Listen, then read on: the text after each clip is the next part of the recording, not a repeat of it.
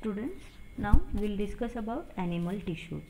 On the basis of the structure of cells and their function, animal tissues are classified into four major types: epithelial tissue, muscular tissue, nervous tissue and connective tissue. First of all, we will discuss about epithelial tissue. The covering or protective tissue in the animal body are epithelial tissues. So these are protective or covering tissues.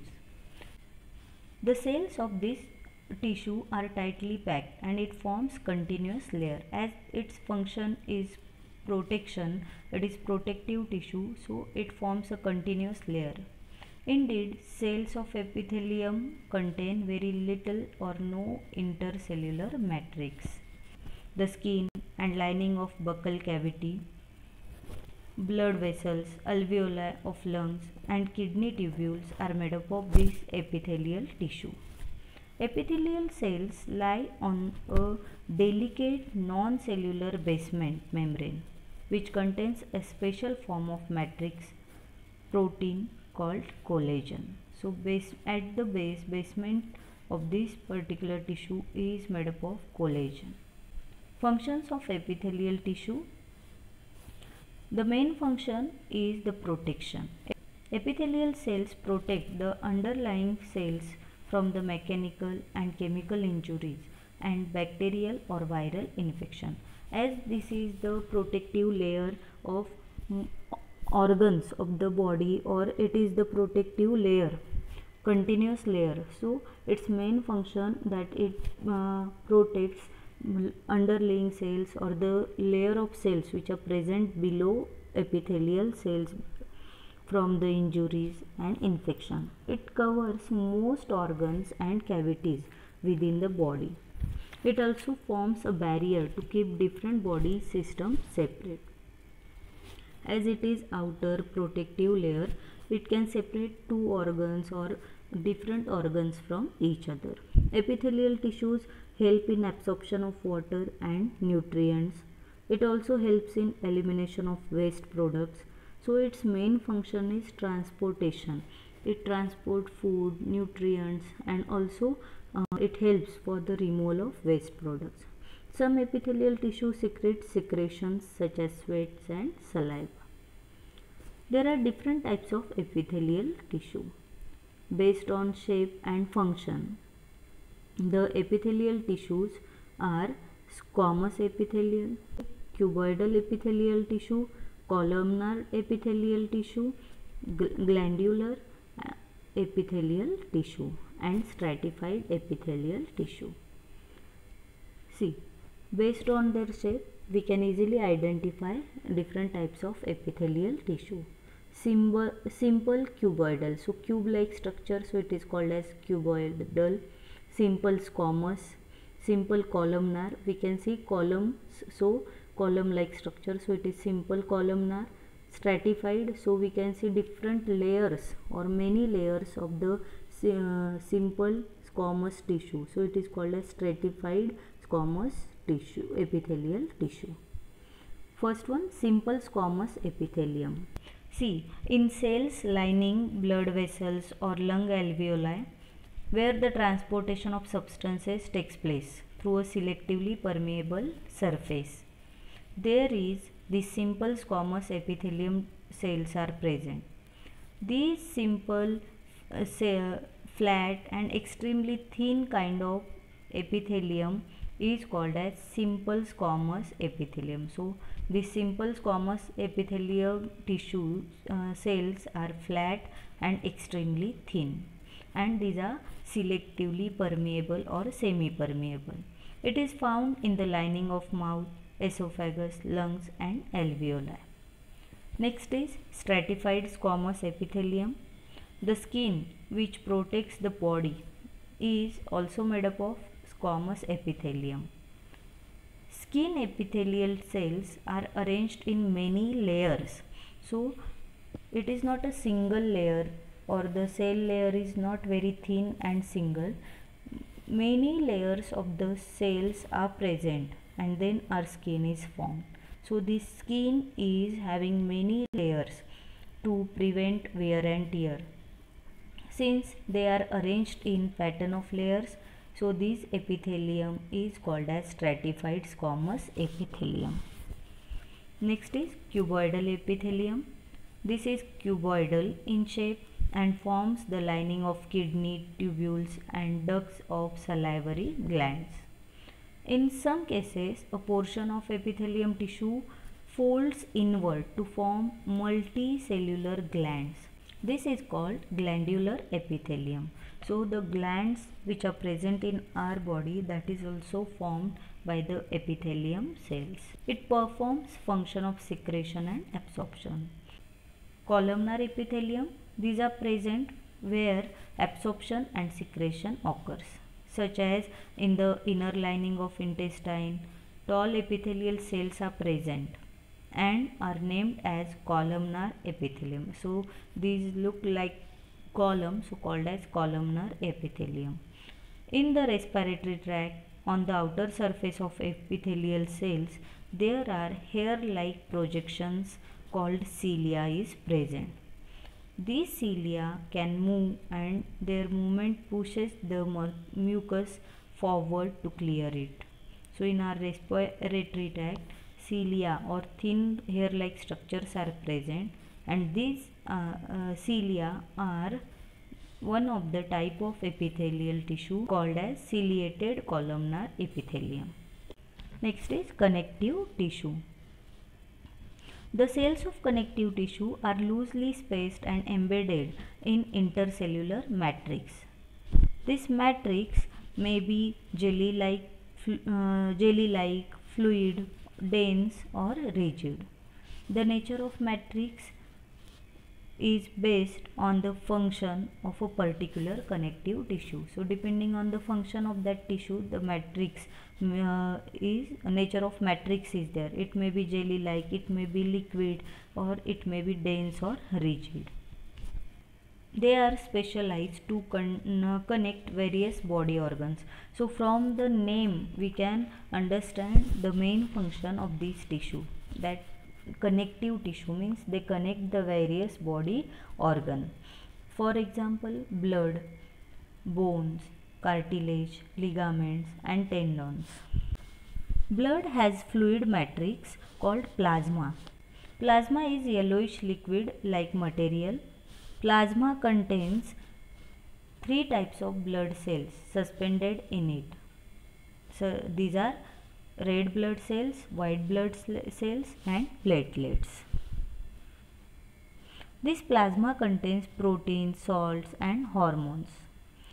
Blood flows and transports gases, digested food, hormones and waste materials to different parts of the body. Next is bones. Bone is another example of connective tissue. It forms the framework that support the body.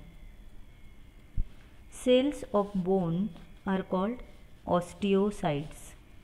It also anchors the muscles and support the main organs of the body. It is strong and non-flexible tissue. Bone cells are embedded in hard matrix that is composed of calcium and phosphorus compounds. Two bones can be connected to each other by another type of connective tissue called as ligament. So ligament is type of connective tissue which connects two bones.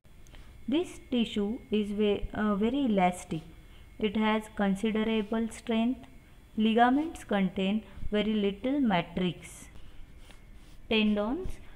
Bones are connected to muscles by another type of connective tissue named as tendon. See, ligament connects bone to bone and tendon is connection between muscle and bone.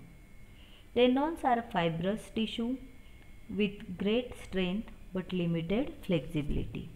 Ligaments are flexible, elastic and strong.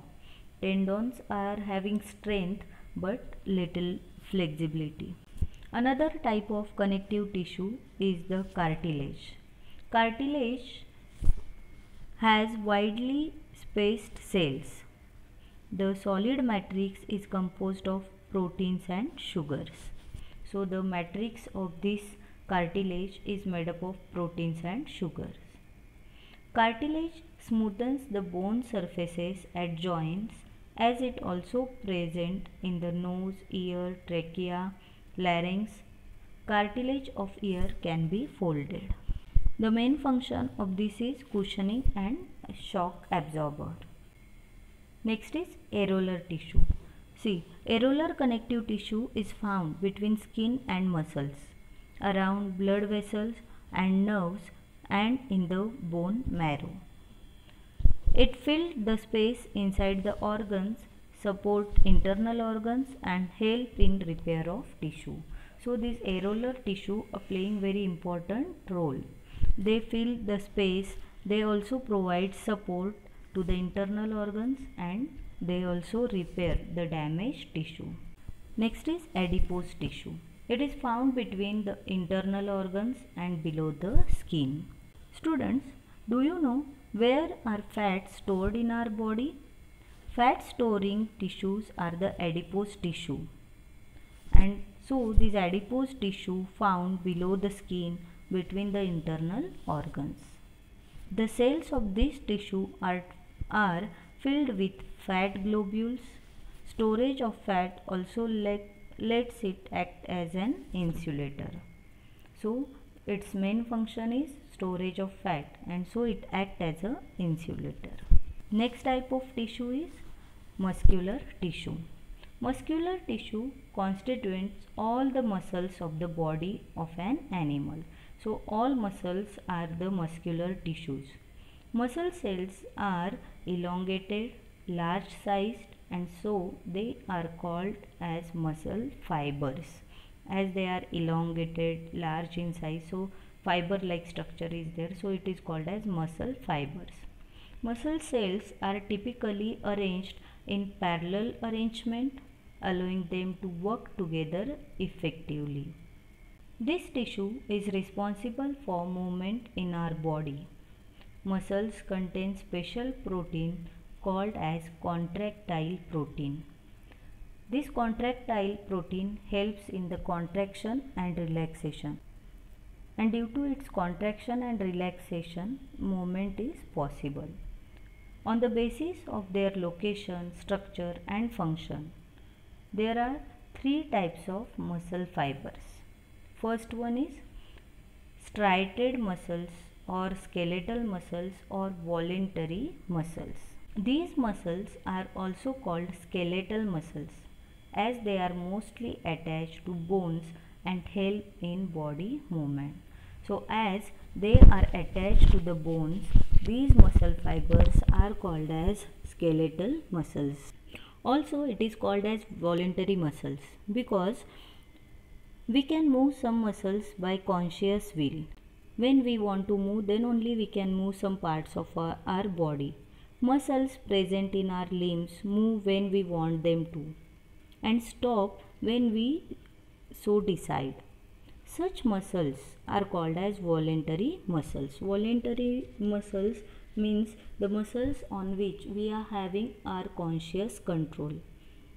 And as these muscles are having our control, conscious control, so also called as voluntary muscles.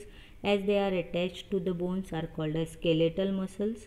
These muscles are also called as striated muscles because when we will observe these muscles under microscope, we can see light and dark bands or striations, and so they are called as striated muscles. The cells of these tissue are long, cylindrical, unbranched, and multinucleated. You can see in this diagram also these are striated, having dark and light bands. These cells are long, cylindrical, unbranched, and multinucleated. We can see number of nucleus in this diagram also. So these type of muscles are called as striated muscles, skeletal muscles, or voluntary muscles. Next is smooth muscles or involuntary muscles. Involuntary means without conscious control. They found in the iris of the eye, in uterus, and in the bronchi of the lungs. Cells are long, spindle shaped, and possess a single nucleus.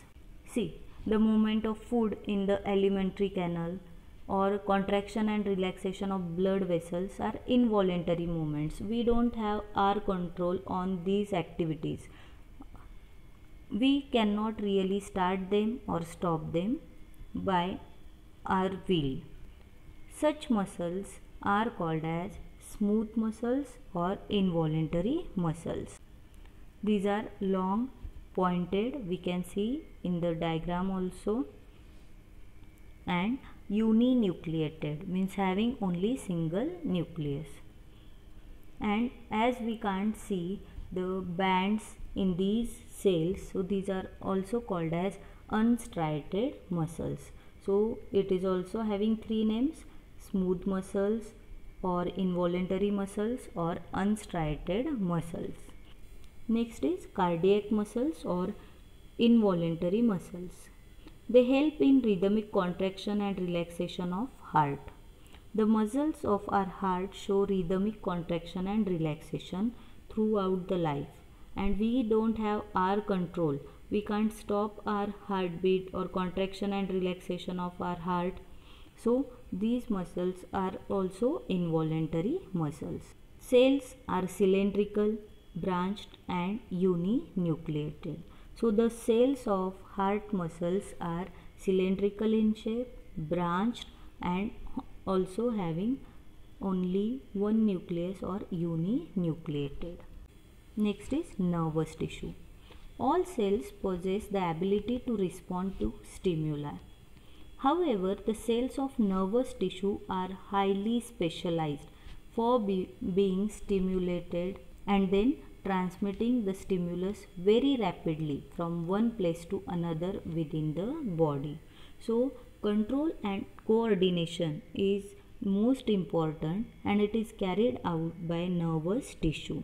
So this tissue is specialized to transmit message in our body and also to receive stimulus and to give response to the stimulus.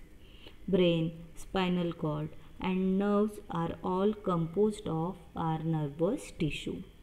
Nervous tissue contains highly specialized unit cells called nerve cells or neurons.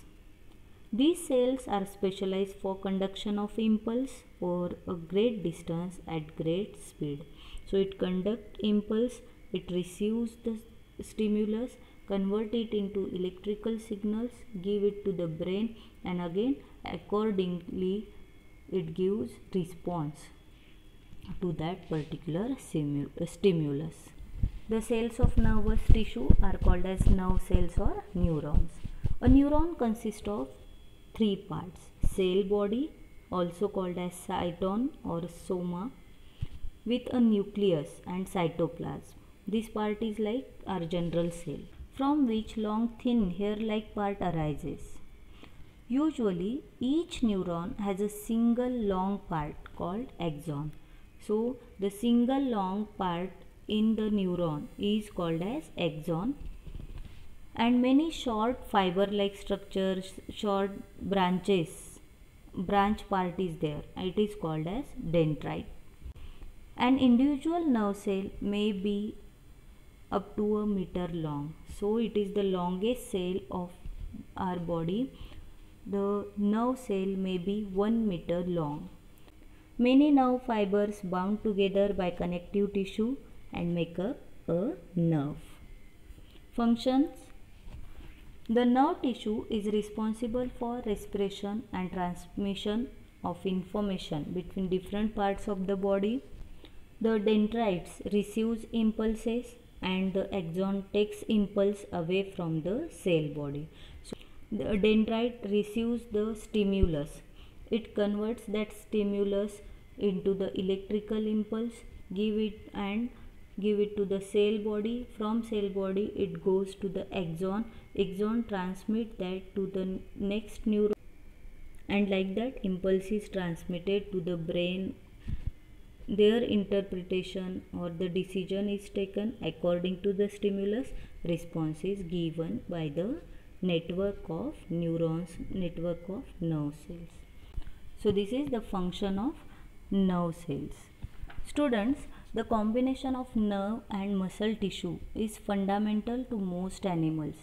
This combination enables animals to move rapidly in response to the stimulus, because nerve cell help us to identify the stimulus and to give response according to that.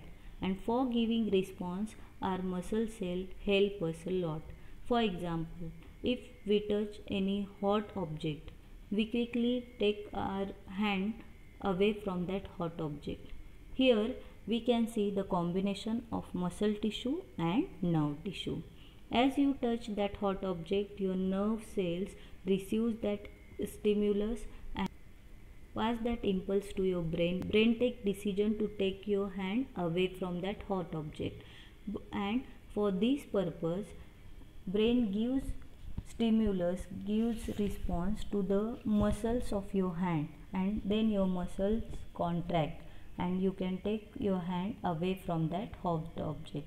So combination of this nerve tissue and muscle tissue helps a lot for animals to survive. So this is all about different type of tissues. Thank you and have a nice day.